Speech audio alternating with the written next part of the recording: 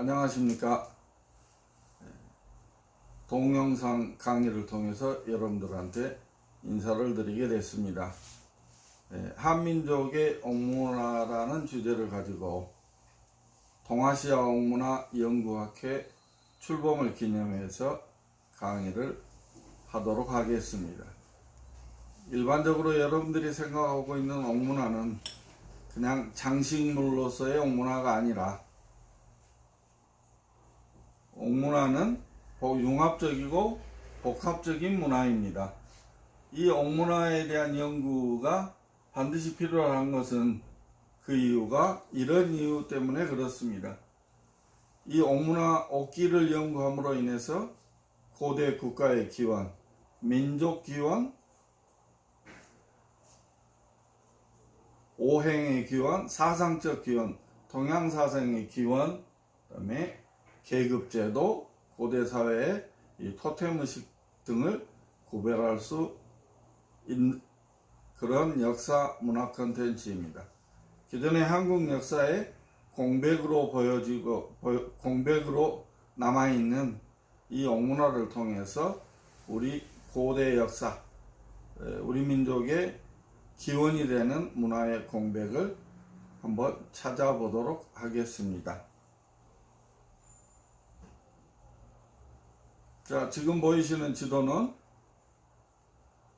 중국의 문물국에서 신석기 시대와 청동기 시대의 주요 문화유적지를 점으로 표시하고 그것을 나타낸 지도입니다. 이 지도를 통해서는 중국 요하 지역 일대에서 신석기 시대와 청동기 시대의 문화유적지가 거의 일치하고 있음을 볼 수 있습니다. 오른쪽에 있는 이미지는 CCTV에서 5,000년 전부터 4,000년 전 사이에 동아시아 주요 옥문화를 표시해 놓은 화면입니다. 여기에 보면은 요하유역의 홍산문화, 황하강 상류의 제가문화, 그리고 양자강 유역의 양저문화, 이러한 문화는 분명하게 보이는 데 비해서 황하유역에서는 옥문화가 보이지 않고 있음을 알 수 있습니다. 따라서 이 지도만 가지고 이야기를 하더라도 당시에 황하유역과 요하유역 일대에는 서로 다른 문화가 존재했었다라는 것을 말씀드릴 수가 있겠습니다. 그 중에서도 일반적으로 알려지고 있는 황하유역의 문명보다도 연대적으로 앞서고 또한 세계적으로도 그 유래를 찾아볼 수가 없는 옥문화가 등장을 하고 있습니다. 그 등장했던 옥문화가 바로 여러분들이 잘 알고 계시는 홍산문화라고 말씀드릴 수 있겠습니다. 자, 이 옥문화 가운데에서 오늘 여러분들한테 알려드릴 강의는 의무려산의 순욱이라는 내용입니다. 여러분들이 잘 아시는 의무려산은 요하강과 요동과 요서 지역을 가르는 아주 중요한 지리적, 군사적 요충지에 있는 산입니다. 그런데 그 의무려산에서 나오는 9,000년 전에서 7,000년 전, 8,000년 전, 6,000년 전에 걸쳐서 존재했던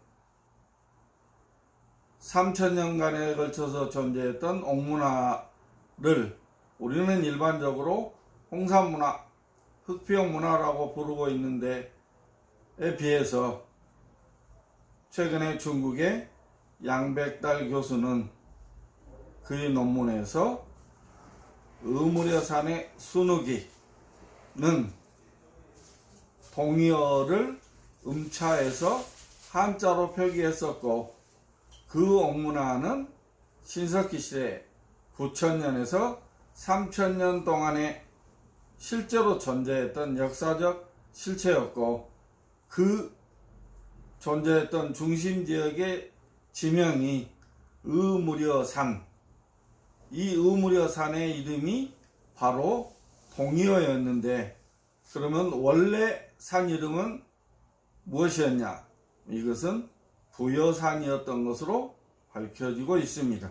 그것을 논문에 주장했습니다. 그리고 순욱이라는 것도 그 옥문화 전체에 대한 집단명사, 즉 고유명사이기 때문에 의무려산의 순욱이라고 하는 그 옥문화 옥기 전체를 총칭하는 고유명사가 실은 있었던 겁니다. 그 근거를 중국의 문헌기록에서도 찾을 수 있고, 또 홍산문화 유물 유적지에서, 그리고 흑표문화 유물에서 그걸 다 알아낼 수가 있었던 것입니다. 여기에 대한 오늘 강의는 홍산문화 흑표문화의 유적지, 유물, 그리고 그것을 입증할 수 있는 문헌 근거, 그리고 문헌 근거 가운데 산해경, 그리고 고구려 고분벽화에 등장하는 여러 반인반수 신들의 형상을 가지고 그 역사적 연속성,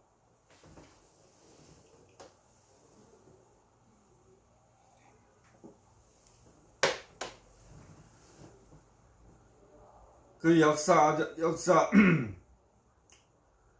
의무려산 순우기의 역사적 주체, 문화 주체가 누구였던가를 알아낼 수 있었다는 것입니다. 자, 양백달 교수의 논문에 의하면은 요동지구의 순우기는 신라문화 이후 무려 3천여 년간에 걸쳐서 지속적으로 발전한 것이다 라고 이야기를 하고 있습니다. 일반적으로 알려지고 있는 흑룡화 8천년 전의 옥문화보다 약 1000년 더 앞선 신라문화라고 하는 것입니다.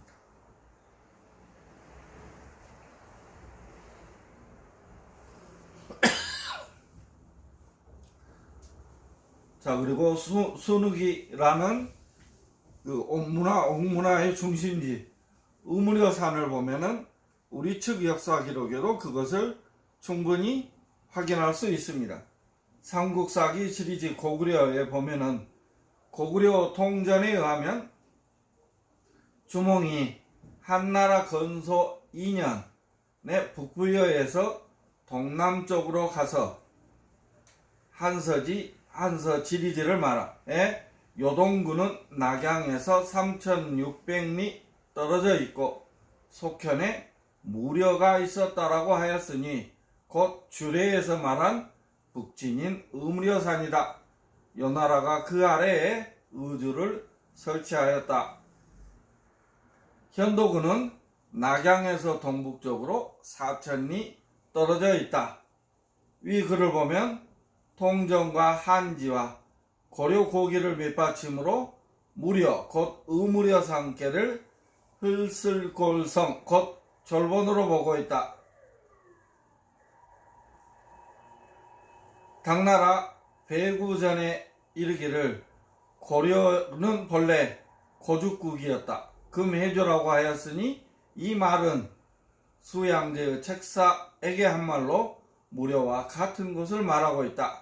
그러니까 지금은 무려계인 고죽국에 흘슬골성 곧 졸본이 있었다라는 이야기이다. 이 이야기는 신석기 시대 신라문화 그리고 옥문화 그 이후에 3000년 동안 전개되었던 순우기라고 불리는 옥문화에 이어서 그 동일한 지역에서 고구려의 역사까지 연결되고 있는 그야말로 8,000년 이상 지속되었던 역사적 연속성을 여러분들이 들여다 봐 주시기 바랍니다. 그 역사적 연속성을 우리들은 바로 이 옥문화, 옥기에서 찾을 수가 있을 것 같습니다. 자, 이와 같은 의무려산은 자, 그러면 어떤 산이냐?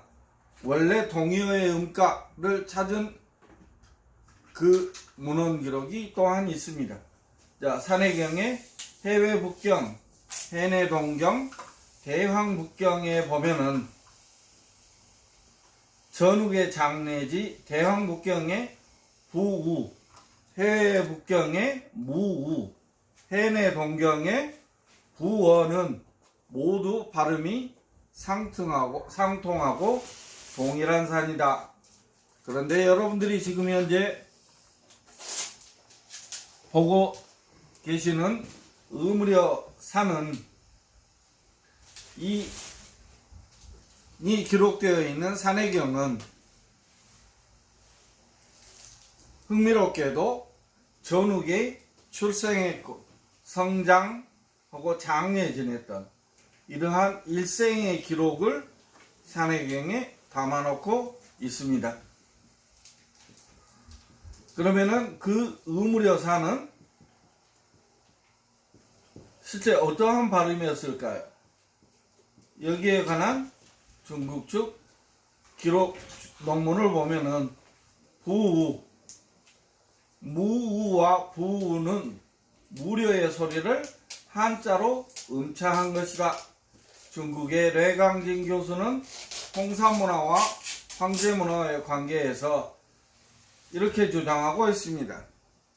산해경에는 부여에 관한 기술이 많고 해외 북경의 기록에는 무우의 산, 제전욱은 양에 장사 지냈고 구비는 음에 묻었다. 대황 북경의 기록에는 부우의 산, 제전욱과 구빈을 장례 지냈다. 두 편에 기록된 무우와 부 모두 부여를 지칭한다. 무우, 부우, 부어가 모두 동일한 부여이고 전욱을 장례 지낸 부우, 무우, 부어가 모두 동일한 부여이고 무려의 소리를 한자로 음차한 것입니다. 그러면은 전욱이 잠들어 있는 전욱의 장례지는 의무려산, 즉 부여산이라는 것이 되겠습니다. 부여산이라고 하는 부여의 역사적 지명이, 역사적 명사가 우리 역사와 어떤 관계에 있는지는 두말할 필요가 없을 것입니다. 그러면은 거기에 의무려산, 부여에서 나온 이 옥문화는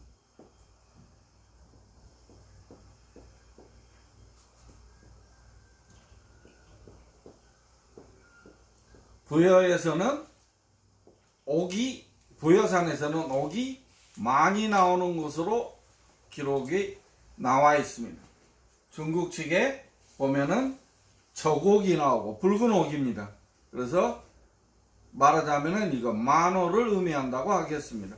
또한 벽옥도 나오고 부여의 옥문화가 굉장히 유행했던 것을 중국 측 기록을 통해서 알 수가 있습니다. 그래서 중국 기록 가운데 순자 영역편에 보면은 중국 사람들은 누구나 부여의 재물을 갖고자 하는 욕망이 있었다라고 하는 기록을 찾아낼 수가 있었습니다. 자, 당시 그러면은 부여에서는 부여 왕이 장례를 당하면은 옥갑으로 장례를 지냈다고 하는 삼국지의 기록이 나옵니다. 읽어보면 한나라 시대의 부여왕은 옥갑, 그 옥으로 만든 옷입니다. 장례를 지냈는데 항상 현도군에 미리 맡겨두었다가 왕이 죽으면 가져다가 장례를 치렀다. 그리고 공소년을 쳐서 뵐 때 현도군의 창고에 옷값 하나가 있었다라고 할 정도로 이 부여의 왕의 장례 식대에 옷값, 옥으로 만든 옷으로 장례를 치렀다고 하는 것은 국가의 큰 행사에서 옥문화가 분명히 있었다는 것을 엿볼 수 있습니다. 부여의 옥문화에 대한 옥값, 옥으로 만든 옷에 대한 기록은 후한서, 위략, 위지, 통전, 태평, 환흑이 등 그 기록된 원사료가 너무 많을 정도입니다. 그러면 위에서 나왔던 이 고죽이라는 의무려산과 산해관부터 시작되는 만리장성 그 지역의 일대에 있었던 이 고죽국이라는 명문이 새겨진 청동기가 발견되었습니다.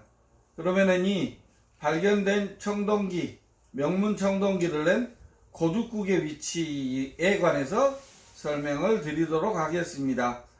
연대를 좀 낮춰보면은 이 고죽국은 나중에 고구려의 본땅이 되고, 연대를 올려가면은 이건 은나라의 제후국이었던 적도 있고, 또 이것이 원래 고조선의 국가였던 것입니다.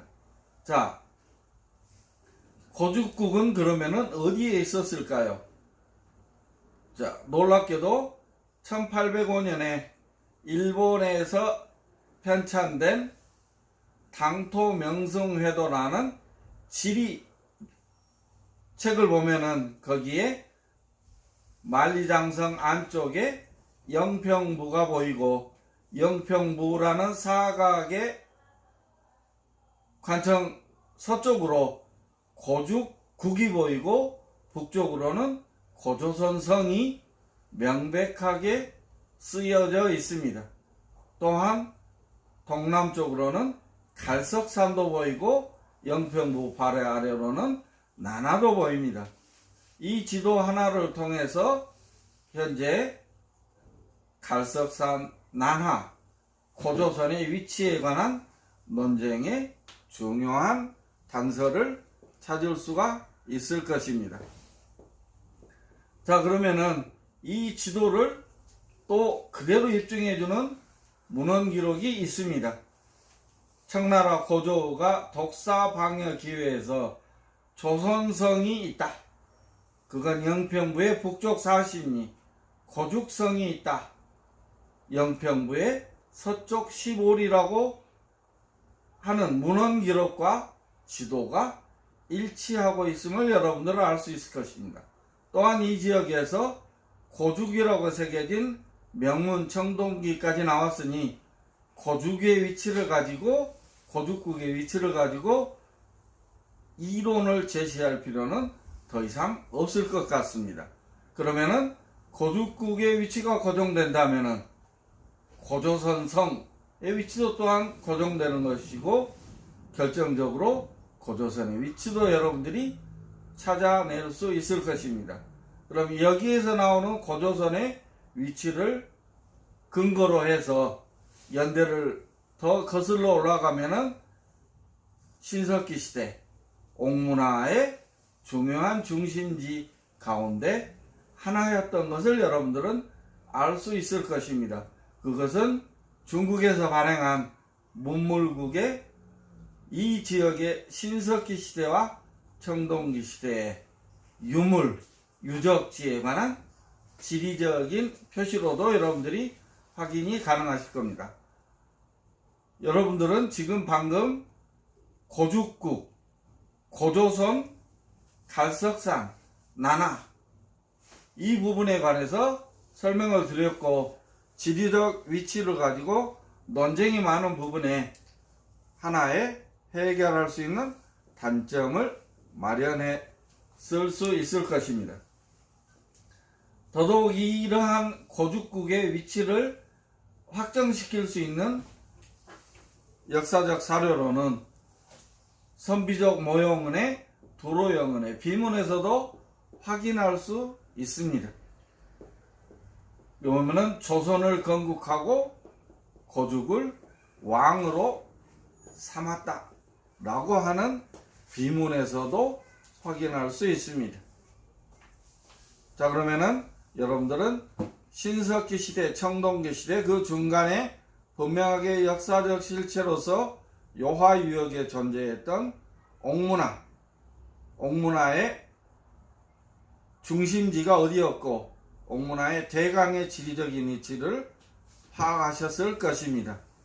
자, 그러면은 다음 강의에서 또 계속하도록 하겠습니다.